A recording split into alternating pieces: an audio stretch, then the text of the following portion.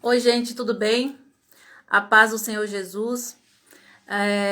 Eu sei que a maioria das pessoas, pelo menos algumas pessoas aí no meu Facebook, me conhecem, sabe quem eu sou, mas para de repente você que vai assistir esse vídeo e não me conhece, eu vou começar esse vídeo me apresentando. O meu nome é Joilma, sou casada há 21 anos, vamos fazer 21 anos de casados agora no final do mês de janeiro. Tenho 2 filhos, adolescentes já. Nós nos casamos, eu e meu esposo, muito jovens e estamos completando este ano 21 anos de casamento. E eu pretendo falar sobre casamento nesses vídeos. Casamento, divórcio e novo casamento. Bom, eu também congrego na Assembleia de Deus, Campo de Mauá, que é presidida pelo pastor Adelino Alves Ribeiro, é o nosso presidente, juntamente com a nossa pastora Genilda Ribeiro também, que é a nossa presidente. E eu congrego na Adebocaina, junto com o nosso tão querido pastor também, Elton Ribeiro. Tá, feitas as apresentações, esse vídeo de hoje vai ser só o começo para falarmos de casamento, divórcio e novo casamento. Nós vamos precisar de mais uns 2 vídeos para concluir essa passagem de Mateus, capítulo 19, e vamos começar com o verso 3. Hoje eu estou pretendendo fazer um vídeo de 10 minutos apenas, porque assim é bom que as pessoas assistem, né? E aí a gente continua depois. Eu não quero falar aqui a respeito de casamento, divórcio e novo casamento para atingir ninguém, nem para julgar ninguém. E não quero que ninguém fique se sentindo culpado. Nós vamos, dentro da palavra de Deus, aprender o que a Bíblia ensina sobre casamento. E eu sei que algumas pessoas podem ficar tristes, porque não é fácil. O caminho é tão estreito, gente, é tão estreito que os próprios discípulos de Jesus, nesse capítulo, vai falar assim: eu prefiro não casar. Então nem é bom casar, já que para casar tem que ser assim. Até os discípulos acharam isso muito difícil, muito estreito. Eles falaram com Jesus: é muito difícil então casar. Então, o casamento à luz da Bíblia é muito sério, é uma coisa seríssima. Diferente do que nós vemos na sociedade de hoje. As pessoas banalizam o casamento, casam e descasam, casam de novo como se fosse uma coisa natural. Não é. A única coisa natural que nos dá o direito de separar é a morte, segundo a Bíblia, e nós vamos ver isso aqui agora. Eu vou começar lendo Mateus 19, que diz assim, a partir do capítulo 3. Os fariseus também vieram até ele, tentando-o e dizendo-lhe: é lícito ao homem repudiar sua mulher por qualquer motivo? Quando a Bíblia começa aqui, essa passagem começa dizendo que os fariseus vieram até Jesus tentando, quer dizer, eles queriam colocar Jesus numa cilada. Eles queriam pegar Jesus mesmo numa cilada. Porque naquele tempo existiam 2 escolas rabínicas, que era a Eliel e Shammai. E essas escolas ensinavam algumas coisas. A Shammai dizia que não podia separar a não ser pela morte. Caso de morte, ou não, caso de adultério. E a Eliel dizia, não, se o homem não gostar da mulher, ou se o homem achar qualquer coisa, não se agradar da mulher, ele pode separar. Então essas 2 escolas divergiam um pouco. E os fariseus querem pegar Jesus numa cilada. Aí Jesus, o nosso Jesus, que é tão maravilhoso, responde assim, ó. E ele respondendo disse-lhe, não tendes lido que aquele que os fez, no princípio, macho e fêmea, os fez. Então, ele está dizendo, eles perguntaram, é lícito qualquer homem repudiar a sua mulher por qualquer motivo? Gente, a gente precisa, primeiramente, entender o que é o repúdio. O repúdio, naquele tempo, era assim. Os homens podiam repudiar as suas mulheres antes de Moisés consentir a carta de divórcio, a carta do repúdio. Antes desse advento, os homens repudiavam suas mulheres, porque eles não queriam suas mulheres. E aí, esse repúdio a mulher, como era a mulher naquele tempo, não podia sair e viver a sua vida em outro lugar. A mulher tinha que ficar dentro da casa do homem que a repudiou. E olha, pense que esse homem casaria de novo. Sempre eles se casavam novamente. Aí vinha outra mulher e ficava morando na casa dessa mulher que foi repudiada, dessa esposa que foi repudiada. Essa esposa agora ia ser tratada como uma escrava. A nova mulher que casou com o homem que repudiou ia se tornar governante da casa. Ela ia mandar e desmandar na casa. Ia mandar e desmandar na mulher que foi repudiada. Algumas mulheres apanhavam, eram espancadas porque erravam no serviço doméstico ou porque olhavam diferente para a nova mulher. Então, esse é o contexto das mulheres que eram repudiadas antes de Moisés consentir a carta de divórcio. Elas não podiam separar e viver suas vidas. Elas tinham que viver dentro da casa do homem que a repudiou como uma escrava.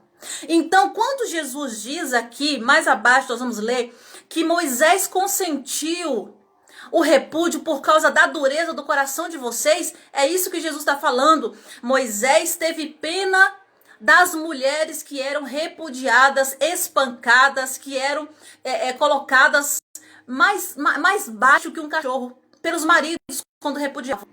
É por amor a estas mulheres que eram repudiadas que Moisés consente a carta de divórcio.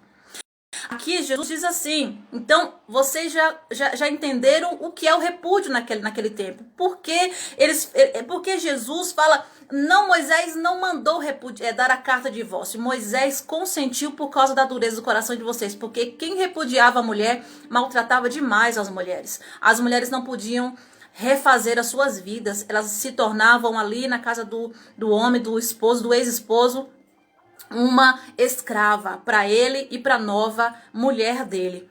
Aqui ainda no 4 diz assim, e ele respondendo disse-lhe, não tendes lido que aquele que os fez no princípio, macho e fêmea os fez? Jesus está dizendo, olha, vocês que são fariseus, tão doutores da lei, tão conhecedores da lei, da palavra, vocês que são os guias espirituais do povo, vocês que deveriam conhecer muito bem e guiar as pessoas, vocês que são os detentores do conhecimento, não sabem que desde o princípio Deus os criou macho e fêmea? Irmãos, essa palavra aqui, o princípio, no princípio, ela é muito clara. Jesus está trazendo à memória desses fariseus que antes da lei vêm os princípios de Deus. A lei foi estabelecida por causa da transgressão dos princípios de Deus. Sem a transgressão dos princípios de Deus, não necessita de lei. Ele está dizendo aqui, ó, no princípio, esse princípio é onde? É Gênesis capítulo 1 e capítulo 2. Quando Deus cria o homem e a mulher, um para o outro. E diz assim, da agora em diante, o homem deixará seu pai e sua mãe e uniciar a sua mulher e eles serão uma só carne. Esse uma só carne se concretiza nos filhos, na sua prole. Quando o homem e a mulher se casam, se tornam espiritualmente um só. Mas quando os filhos nascem, se tornam uma só carne. Se forem fazer um exame de DNA nos filhos, nossos filhos vão achar DNA do pai e DNA da mãe. Se forem fazer um exame de DNA nos meus filhos, vão achar DNA do meu esposo e DNA meu. É agora uma só carne. Os nossos filhos concretizam essa uma só carne que a Bíblia diz. Mas antes disso, o homem e a mulher quando se casa se torna um só. É um só corpo. Então Jesus está dizendo, vocês não sabem que desde o princípio Deus estabeleceu que é uma só carne, um só corpo? Porque eles estão trazendo a lei para Jesus, eles estão falando de lei, e Jesus está falando não. A lei não importa, porque os princípios de Deus é maior do que a lei. Jesus mesmo disse que ele era maior do que a lei.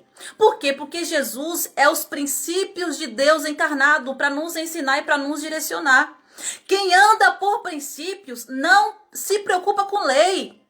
Quem anda por princípios, o homem ou a mulher que anda por princípios não trai sua esposa ou seu marido. Quem anda buscando justificativa é quem fica preocupado com a lei. Mas quem tem princípios e os princípios de Deus não se preocupa com a lei. Quando Jesus diz sobre princípios em Mateus 19, capítulo 4, ele está dizendo, desde o início Deus criou, Deus estabeleceu o casamento como a instituição mais importante da sociedade e ele estabeleceu isso para sempre. Só que vocês transgridem demais os princípios de Deus e a lei foi criada porque os homens começaram a transgredir os princípios de Deus. Então, a primeira lição que nós precisamos aprender aqui, quem vive por princípios não precisa de lei, não precisa se preocupar com lei. O homem e a mulher que anda por princípios, que tem sua vida norteada pelos princípios de Deus, não pensa em trair, não vai trair a sua esposa ou o seu esposo, ou não fica se preocupando que quer ser mais feliz e precisa separar para ser mais feliz. Porque os princípios de Deus nos ensinam sobre o amor. E o amor, ele é benigno, ele sofre, o amor busca consertar as coisas que estão quebradas. O amor não troca uma pessoa como se fosse uma coisa. O amor de Deus, o princípio do amor de Deus, ele não troca um casamento porque está desgastado, porque eu não consigo mais ter paciência com o jeito dele ou com o jeito dela. Não é assim. Amém? Até aqui os irmãos me entenderam, né? E se não entenderam, pode colocar uma pergunta aí que a gente vai tentar esclarecer. Vamos continuar na leitura. E diz assim no 5, e disse, portanto deixará o homem pai e mãe e se unirá à sua mulher e os dois serão uma só carne. Eu já falei sobre isso. Por isso eles não são mais dois, mas uma só carne. Portanto, o que Deus ajuntou, nenhum homem o separe. Esse dia eu ouvi um exemplo sobre isso e é muito interessante. Se nós temos quatro maçãs, vamos pegar um animal, 4 bois.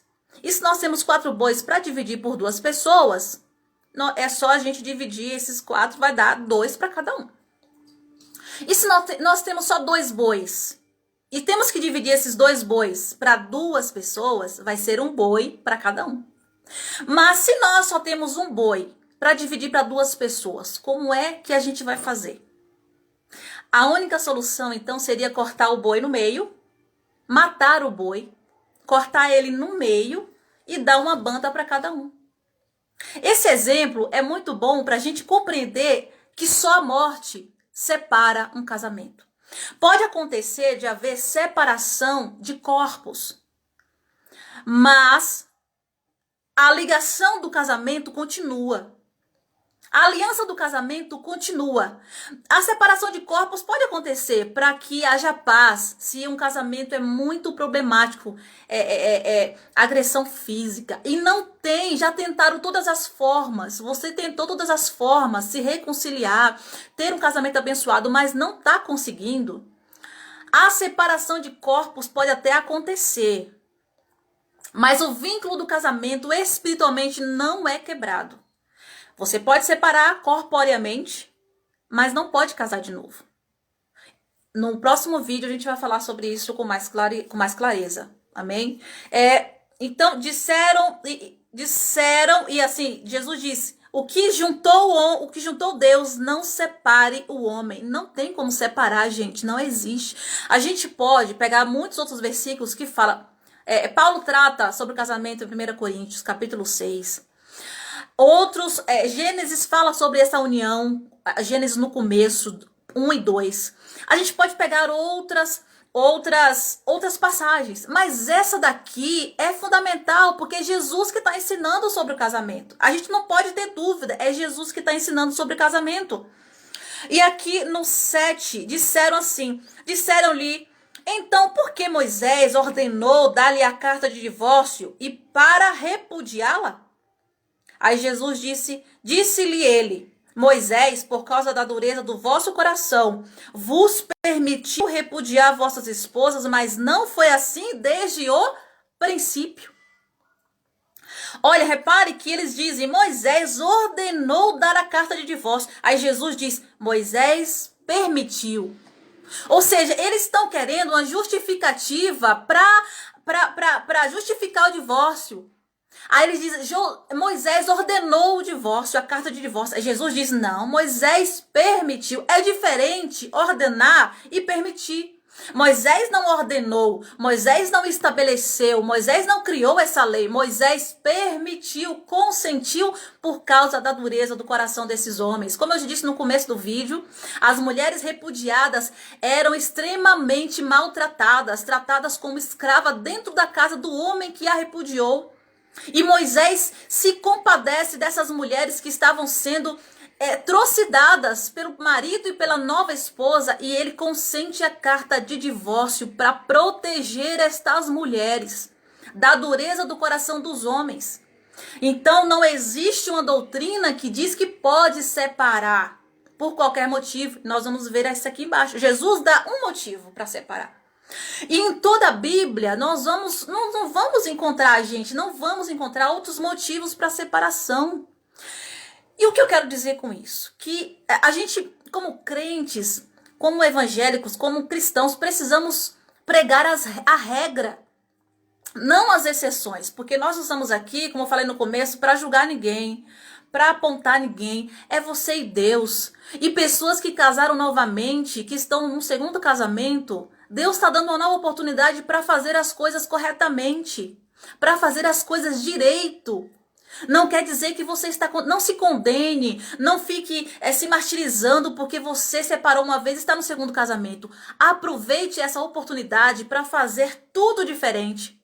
Para ensinar os teus filhos que casamento é para toda a vida. E você errou, mas você agora tem uma nova direção do Espírito e tem um novo pensamento a respeito do casamento à luz da Bíblia. Agora, não sei, essas pessoas que estão no terceiro, no quarto e até no quinto casamento, aí já é outra história, gente, aí já é outra história. Mas você que está no segundo, a palavra de Deus nesta hora é: aproveite esta oportunidade, porque Deus é um Deus de novos começos. Eu acredito nisso, que o meu Deus é um Deus de novos começos. E a misericórdia dele dura para sempre. Então aproveite essa oportunidade e faça tudo diferente. E se nós que temos filhos, precisamos ensinar isso aos nossos filhos. Que o casamento bíblico, o casamento que Deus institui é para sempre. Porque às vezes a gente pode pensar assim: ai meu Deus, eu errei, eu separei, estou no segundo casamento, e agora? Agora é uma oportunidade para fazer tudo diferente. Agora é uma oportunidade para você aprender o que é o casamento à luz da Bíblia e falar: não, agora o meu casamento vai ser uma bênção, porque eu vou estar direcionada pela palavra. Não se condene se você está no segundo casamento. Esse vídeo não é para isso, amém? Eu não tenho o direito de julgar e apontar ninguém. Eu, como igreja, preciso só pregar a Bíblia. Nós, como igreja, precisamos pregar a regra e não as exceções, porque existem exceções. Davi comeu dos pães da propiciação e deu ainda para todos aqueles homens guerreiros que estavam com ele. Mas era proibido comer esses pães. Quem comia os pães morriam. E Davi, os homens não morreram. Então existem as exceções, mas nós como igreja não podemos ficar pregando as exceções. Nós precisamos pregar a regra. E a regra da palavra de Deus é: não pode separar por qualquer motivo. Jesus está ensinando isso aqui em Mateus capítulo 19. Vamos continuar aqui embaixo. E eu vos digo que quem repudiar a sua esposa, a não ser por causa de fornicação, e casar com outra, comete adultério. E o que casar com a repudiada comete também adultério. Eu já vou encerrar. A gente vai continuar sobre esse tema outros dias também, porque esse vídeo só não dá. Algumas traduções vai ter várias outros não vai estar, vai ter adultério, outros vai ter relações sexuais ilícitas, várias traduções. Gente, a tradução correta do original para esta passagem é fornicação. Fornicação. Por que adultério? Porque prostituição, a tradução que está prostituição fica meio esquisito, porque prostituição é vender o sexo. Prostituição é uma relação sexual baseada na compra e na venda. Ou seja, não se aplica a este caso. Então, quando você lê na Bíblia e tiver outra coisa que não é fornicação, fique sabendo que a tradução correta do original para essa passagem é fornicação. Fornicação é sexo antes do casamento. Fornicação também em algumas passagens como 1 Coríntios 6, Gálatas 5, é também adultério. Ou seja, pessoas que têm relações sexuais fora do casamento. Essa palavra fornicação abrange esses dois assuntos, esses dois temas, essas duas práticas. Fornicação, sexo antes do casamento. Naquele tempo, e Deuteronômio também vai tratar sobre isso. Ali em Levítico e Deuteronômio, quando o Senhor dá algumas leis, ele fala sobre isso, vocês podem ler depois. Não me recordo agora, se não me engano, é Deuteronômio 17. Quando vai tratar sobre o casamento. Então, fornicação, naquele tempo, quando os homens casavam, e se eles descobrissem na noite de núpcias que a mulher não era mais virgem, eles podiam dar a carta de divórcio e separar. Fornicação é isso. Pessoas que praticam sexo antes do casamento.